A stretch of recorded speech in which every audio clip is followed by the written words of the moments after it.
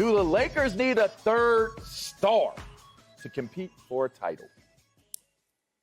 No, they don't need a third star. Did they not just win a year ago a title without a third star? What they need is their two existing stars to be healthy. And if they're not, then nothing else really matters. And certainly the names that we're hearing as the third star, because it's not like they just get to pick whatever third star. I know the Lakers fans and the Lakers in general have the feeling like we just get to choose who's going to come and play with us and win another ring, but the real world actually doesn't work that way. So they are limited to the options that we've heard. Chris Paul at age 36 and Russ Westbrook soon to be 33 or will be before next season, or DeMar DeRozan soon to be 32.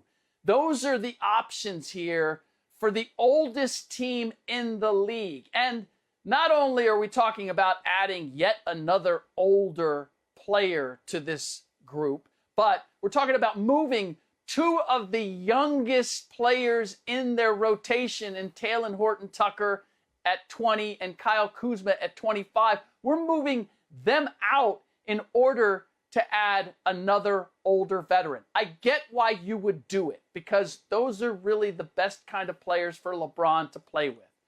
But the truth of the matter is that if LeBron and AD are healthy, then to LaVar's point, they were arguably the best team in the league last year. And if those two are not healthy, then they're coming in through the back door in the play-in game, and they're getting knocked out in the first round. That's the reality, whether they add a Chris Paul, a Russell Westbrook, a DeMar DeRozan, even a Buddy Hield. All the ancillary pieces don't matter. So to answer the question, no, they don't need a third star. They need their first two stars to be healthy and available. They do need those first two stars to be healthy and available, but they need a third star just in case one of them isn't, because it's probably a guarantee that one of them won't be healthy for an extended amount of time. I mean, I'm just looking at the factual information here of how many times guys have gone down. Now, LeBron was an Iron Man, but he's not anymore. He has missed games. He has dealt with injuries as of late. But it's that other one. What's the other one? What did Chuck call him? Street Clothes Davis? That's the one you got to worry about. And I'm sorry. We saw the departure of Anthony Davis and the title hopes of this team go with it. So to me, when I look at this Lakers team, they do need a third star, not just a third player, a third star. I was thinking about guys, and I know you're right. You can't just select who you want, but man, like in an ideal world, yes, Dame Lillard makes sense. In an ideal world, you know who makes sense? A Bradley Beal. You need those type of guys. You need to find a star. And listen, if Brooklyn was able to figure out how to get James Harden there, then I don't want to hear it's not realistic to be able to figure out how to get one of those types of guys to L.A. so that they can win another championship.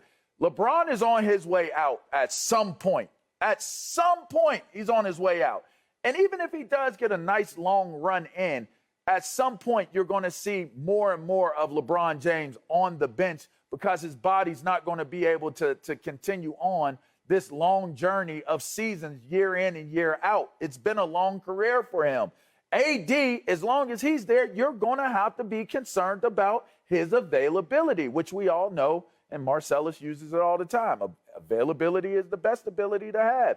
They need another star because it will take the pressure off of what you just said, Rick, which is you got to have your two stars healthy and available. If they're not healthy and available, you got another star that can actually pick up the slack. And that's why I think so, J-Man. You know what I love on the screen? It says highly motivated. You know, LaVar, I'm highly motivated to, like, mix in a salad every once in a while. Try to eat healthy. But I love dessert. Like, easier said than done. This idea to bring in Dame Lillard, it's a bit of a pipe dream. It's rare that I agree with Ric Bucher, but I'm kind of with him here. Like, the only way they're getting Bradley Beal is if Bradley Beal says, I'm not playing with anyone except the Lakers. I'm not signing anywhere except the Lakers. And even then, it's a real tough sell. That being said, I think the Lakers are fine with LeBron and AD. We love to crown people quickly. The Phoenix Suns are the greatest team ever. They went to the finals, folks. They were down 2-1 to the Lakers. They were going to get broomed out the rest of the way. The Lakers had that series locked up. The Lakers were favored to get to the finals in the West. They're going to be fine if LeBron and AD are healthy. I do like the idea of bringing in ancillary pieces. A Ricky Rubio is a nice, solid point guard. Shot okay from 3 last year. Buddy Hield, I'm ambivalent on him. But short of getting Bradley Beal, all they can do is amplify around the team and hope that Dennis Schroeder and Kyle Kuzma stop beating each other up in the locker room.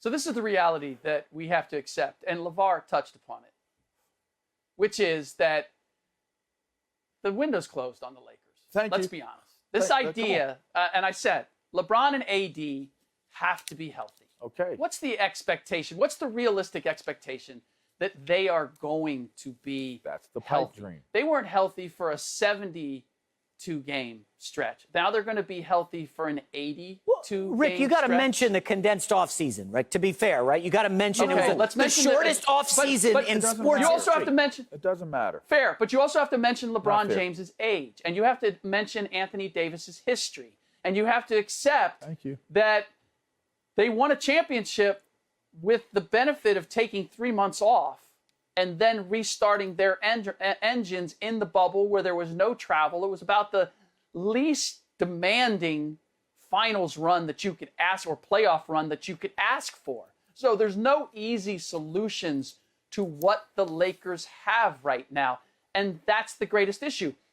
And the idea of getting ancillary pieces, they tried to do that last summer. That's why they got Montrezl Harrell. And That's why they Schroeder. got Marc Gasol. Yes. And Dennis Schroeder. They brought all these pieces in, and I was right there with most people and saying, wow, I think they might have gotten better. Like, they got a little bit younger, got a little more versatile. This is going to work. And ultimately, it did not. Schroeder And now couldn't they're stay having healthy. to reshuffle the deck again. And why are they having to do that? Because of the nucleus that you're working around, which is LeBron James at his age has to have the ball in his hands, but is he good enough anymore to be that dominant player with the ball in his hands? You're looking for another playmaker, another person who can assist him in doing all that he does, but you're still paying him premium freight. You're still paying Anthony Davis premium freight, and yet we're looking for pieces that are going to not just complement them, but take things off their plate. Right, Rick, let me ask you, Rick. It's not an arithmetic that works at this I got to ask, Rick, we just saw playoffs. Jamal Murray goes down. Nuggets have no chance. Kyrie Irving gets hurt. Nets have no chance. Let's be realistic. Rick, are you agreeing with me that the healthy Lakers, up 2-1 on the Suns, were getting to the finals, probably winning the championship? Would we agree on that? No. But if everybody else is healthy, if the Clippers are healthy, no. Oh, please, Rick. You don't really think the Paperclips were better than the Lakers. The Paperclips were healthy and had needed 7 to get by Luka Doncic and a bunch of dudes on the Mavericks. Stop it. You just not going to mention that James Harden was injured as well? James Harden was injured as well, yes. You want to just throw Kyrie Irving out there. So if all things given, with y'all saying availability and everyone healthy, if all 3 of them are on, you got a 3-headed Kraken on the court. You're saying if all 3 of them aren't healthy, they don't win it all? I'd like to see Nets-Lakers. But let's remember, the Bucks, the champions, they got smoked in 2 games against the Nets. Absolutely destroyed. And they were down 2-0. If Kyrie doesn't go down, that series is over. No, if KD has on a shorter shoe, a shoe that fits his foot, the game is over. So that's even up for debate. They need a 3rd star. You just sat there and said they don't need a 3rd star, Rick. They need a 3rd star.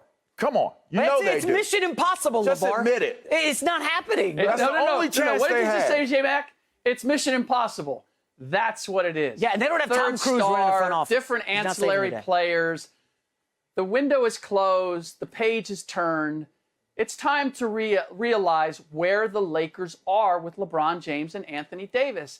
They have a fragile core at this point. So you can paper it as much as you want. You can put as many pieces around them as you want. And even the idea of like Bradley Beal. How many playoff rounds has Bradley Beal won, much less a championship? And let's not go there. Devin Booker hadn't won anything and was phenomenal in the playoffs. And put him next to a real still player. hasn't and was not phenomenal in the finals What by are you any talking stretch. about? He had back-to-back Stop looking 40-point at games, numbers. Rick. Get out of here. Stop.